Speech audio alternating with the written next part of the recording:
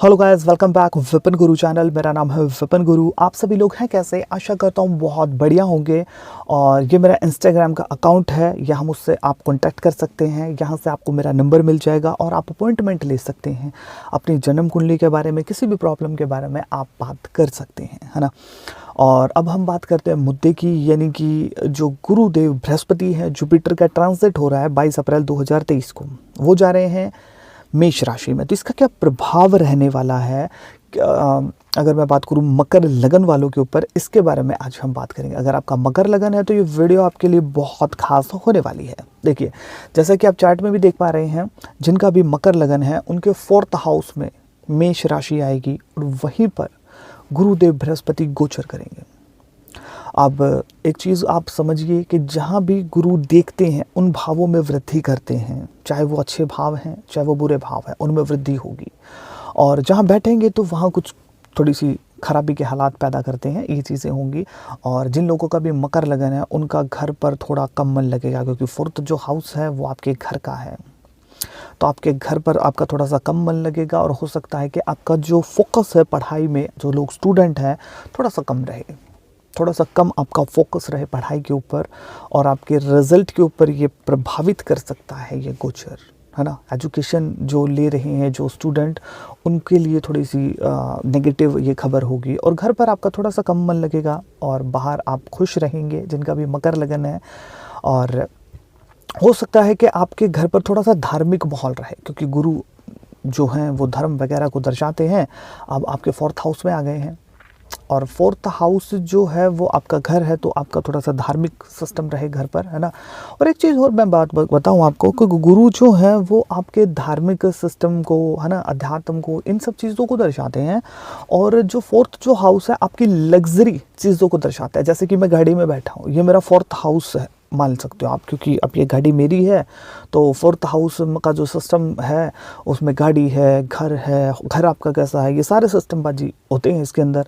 अब गुरु 4th में बैठ भी गया है, तो अगर मैं बात करूँ कि वो धर्म, अध्यात्म, इन चीज़ों को, और अध्यात्म को अब चमक धमक दुनिया से कैसे छोड़ोगे? छोड़ ही नहीं पाओगे ना। तो वो जो सेटिंग सिस्टम बैठेगा नहीं। तो जिस हिसाब का 4th हाउस की चीज़ों से आपको सुख लेना चाहिए था, उसमें कमी देखने को मिलेगी। यानी कि हो सकता है कि आप प्लान बना रहे थे, यार मेरे को बड़ी गाड़ी लेनी है, तो उसमें कुछ कमी आ जाए, है ना। आपको ललायत रहेंगे कि यार बड़ा सा घर हो, तो उसमें कुछ देरी हो जाए, है ना। तो आपकी जो डिज़ायर है, मतलब जो चीज़ें आपको सुख दें, वो 4th हाउस में ही बसती हैं, है ना। और वहाँ पर गुरु बैठ गए अब। और मैं आपको पहले ही बता चुका हूँ, 4th जो हाउस चमक धमक सिस्टम, यानी कि लग्जरी जो चीज़ें हैं ना, वो 4th हाउस के अंदर आती हैं। घर हो, गाड़ी हो, प्रॉपर्टी हो ना। और गुरु अध्यात्म, इन चीज़ों को दर्शाते हैं। तो सेटिंग बैठेगी तो है नहीं वहाँ पे। वैसे तो खैर वो चंद्र का घर है, तो वो हो जाएगा, मतलब कि ठीक है।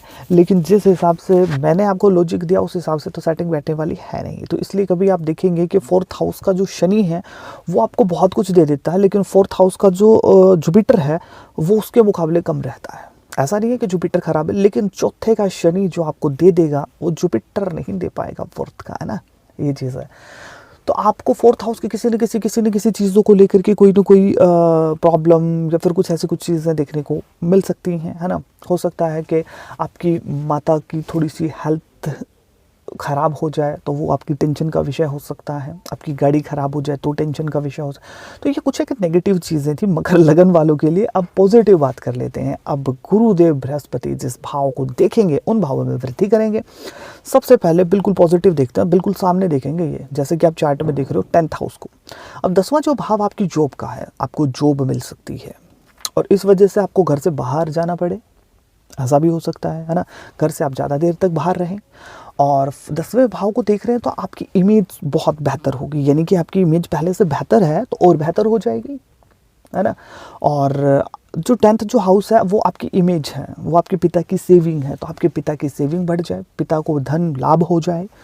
और 10वां जो भाव आपके बॉस का है, आप जहाँ पर जॉब करते हैं, है ना, तो आपके बॉस का, आप बिजनेस भी कर रहे हो तो जो आपसे बड़े हैं, है ना, उनके वो 10th हाउस में ही रहते हैं, और 10th हाउस में आपके बॉस भी हैं, तो उनके साथ आपका मेल जोल बहुत अच्छा हो जाएगा।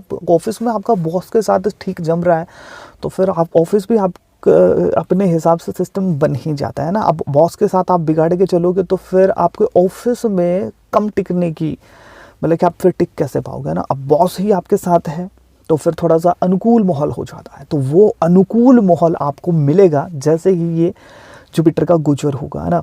अब ये 10th हाउस को देखेंगे तो 10वां भाव आपकी जॉब का, जॉब नहीं कर रहे हो तो जॉब मिल जाएगी, जॉब मिल रहे हो तो आपका बॉस आपके साथ रहेगा, मतलब कि आपका सपोर्ट में आ जाएगा, अगर नहीं भी है तो।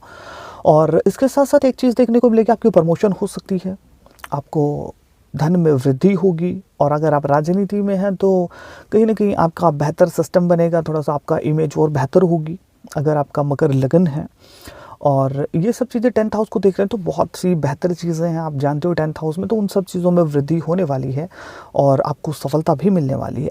अब देखिए, सबसे पहले मैंने बिल्कुल पॉजिटिव चीज़ की बात करी है, अभी 8वें भाव को भी देख रहे हैं। 8वें भाव को देख रहे हैं तो हो सकता है कि आपका जो इंटरेस्ट है एस्ट्रोलॉजी, गुप्त विद्या, तंत्र मंत्र, है ना, गुप्त चीज़ों के प्रति आपका थोड़ा सा इंटरेस्ट बढ़ जाए। अब देखिए, यहाँ से जुपिटर 10th को भी देख रहे हैं और 8th को भी देख रहे हैं। 8th को देख रहे हैं तो अचानक बदलाव, यू टर्न, 8वां भाव, तो हो सकता है कि आपको ऐसा हो कि अभी तक जो जॉब मिल रही है उससे बेहतर जॉब मिल जाए, क्योंकि 10वें को तो देख ही रहे हैं, जॉब का है, बेहतर करेगा सिस्टम। 8वें को भी देख, अचानक से बदलाव आए और आपको और बेहतर नौकरी मिल जाए, है ना।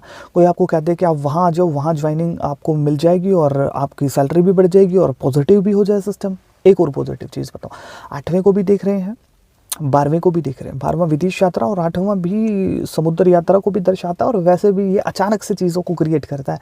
तो हो सकता है कि आप जॉब कर रहे थे और एकदम से आपको लगे कि यार मेरे को अब फ़ॉरेन जाना चाहिए और आपकी फ़ॉरेन सेटलमेंट हो जाए, अगर आप ट्राई भी कर रहे थे तो आपको सफलता मिल सकती है ना। ये चीज़ें देखने को मिल, आध्यात्मिक और धार्मिक दृष्टि से बहुत अच्छा समय रहेगा। अगर आप कोई एस्ट्रोलॉजी है, ये सब चीज़ें, गुप्त चीज़ें सीखना चाहते हो, बहुत अच्छा, मेडिटेशन वगैरह करना चाहते हो, बहुत कमाल का समय आपका आने वाला है। अगर आपका मकर लगन है, कोई जाप वगैरह कर रहे थे, कोई मंत्र का जाप कर रहे हो, तो बहुत अच्छे आपको रिजल्ट मिलते नजर आएंगे अगर आपका मकर लगन है। 8वें भाव को देख रहे हैं तो आपकी ससुराल, अगर आप शादीशुदा हैं तो आपके जो ससुराल का जो भाव है वो 8th हाउस है, तो आपको 8th हाउस की चीज़ों से वृद्धि, मतलब कि अगर मैं बात करूँ, वृद्धि भी होगी और आपको कहीं ना कहीं प्रॉफिट हो सकता है, वो आपके ऊपर है। 8th हाउस से आप क्या क्या प्रॉफिट निकालते हो, तो आपके ससुराल वालों का सहयोग आपको मिल सकता है। अगर आपके ससुराल वालों के साथ आपके मतभेद चल रहे थे तो सिस्टम ठीक हो सकता है ना। और आपके ससुराल में कोई धार्मिक फंक्शन हो सकता है और उनके लिए बहुत अच्छा समय आ सकता है, ये चीज़ें देखने को मिल सकती हैं। अब 8th हाउस को जो ये गुरुदेव बृहस्पति देख रहे हैं तो इसमें एक चीज़ और होगी कि आपका एकदम से यू टर्न घूम सकता है सिस्टम, यानी कि आपका बिजनेस थोड़ा सा कम चल रहा था, एकदम से यू टर्न हुआ और सिस्टम बेहतर चलने लगा, ये चीज़ हो सकती है। अब 8वां जो भाव स्ट्रेस का भी है और 12वां डिप्रेशन का भी है, तो ऐसा भी हो सकता है अगर आपको नेगेटिव फल थोड़े से मिले, आपने 8th और 12वें की चीज़ें नहीं मतलब कि आप यूज़ कर रहे हो, है ना, आप मेडिटेशन कर रहे हो, जाप कर रहे हो, तो 12वें भाव को आप यूज़ कर रहे हो, है ना। आप इन्वेस्टमेंट कर सकते हो, 12वां भाव इन्वेस्टमेंट का है। आपकी अगर EMI शुरू होगी है तो 12वें भाव में EMI आती है, तो 12वें भाव का तो रेमेडीज़ हो गई है ना। 8वें भाव से अगर आप एस्ट्रोलॉजी है, कोई रिसर्च वगैरह कर सकते हो, आप सोचें कि मेरे को PhD वगैरह ये वो आप कर रहे हो, कोई रिसर्च कर सकते हो किसी काम के ऊपर, क्योंकि 8वां भाव रिसर्च को दर्शाता है। 8वां भाव जिन जिन चीज़ों को दर्शाता है, अगर आप वो चीज़ों के प्रति आपका थोड़ा सा इंटरेस्ट बढ़ सकता है, ये चीज़ें देखने को मिलेगी, है ना। और स्ट्रेस को भी दर्शाता है और बहुत बड़ी मुसीबत या बहुत बड़ी बीमारी को भी दर्शाता है। अगर आप बहुत बड़ी बीमारी से जूझ रहे हैं तो आपको सावधान फिर हो जाना चाहिए। जैसे ये जुपिटर का ट्रांजिट होगा, आपका स्ट्रेस, 8वां भाव स्ट्रेस आपका बढ़ सकता है, 12वां भाव डिप्रेशन का, तो तनाव थोड़ा सा ज़्यादा भी बढ़ सकता है। तो इसलिए ये, अगर मैं अक्सर आपको कहता हूँ कि एक भाव से एक दो चीज़ें हम यूज़ कर लें, जैसे 12वें भाव में मेडिटेशन भी और डिप्रेशन भी है, अब वहाँ से आप मेडिटेशन और जाप करने लग जाए तो फिर आपको डिप्रेशन हो ही नहीं सकती, है ना, जो लोग मेडिटेशन करते हैं ना। और 12वां जो भाव है, अगर मैं बात करूं कि वहाँ पर आपकी EMI भी है, तो आपकी क्या पता EMI हो और वो आप टाइम से पे करने लग जाएं, क्योंकि गुरुदेव वहीं पर देख रहे हैं, तो आपका ये सिस्टम भी ठीक रहे, है ना, पैसे वैसे ठीक ठाक आने लगे। अब 8वें भाव को भी यहाँ पे 8वें और 12वें को देख रहे हैं, तो बहुत अच्छा समय है कि आप एस्ट्रोलॉजी, अब इन चीज़ों में आप इन्वॉल्व हो, आपका इंटरेस्ट बढ़ जाए, ये सब चीज़ें। अब हम बात करते हैं जिनका भी मकर लगन है, उन्हें उपाय क्या करने चाहिए। देखिए, आपको पीपल के वृक्ष में पानी डालना चाहिए, आपको हल्दी की गांठ या फिर 400 ग्राम चने की दाल मंदिर में ज़रूर पहुंचानी चाहिए। इसके साथ साथ आप हल्दी का तिलक लगा सकते हैं या फिर केसर का तिलक आप लगा सकते हैं। आपको बहुत अच्छा रिजल्ट मिलेगा, आपके मान सम्मान में वृद्धि होगी, आपके बड़े बुजुर्गों का सहयोग रहेगा, है ना। ये सब चीज़ें देखने को ज़रूर मिलेंगी। और वीडियो आपको कैसे लगी कमेंट सेक्शन में ज़रूर बताइएगा। मिलता हूँ किसी नई और बेहतर वीडियो के साथ, जब तक आप देखते रहिए विपिन गुरु चैनल। जय श्री कृष्ण।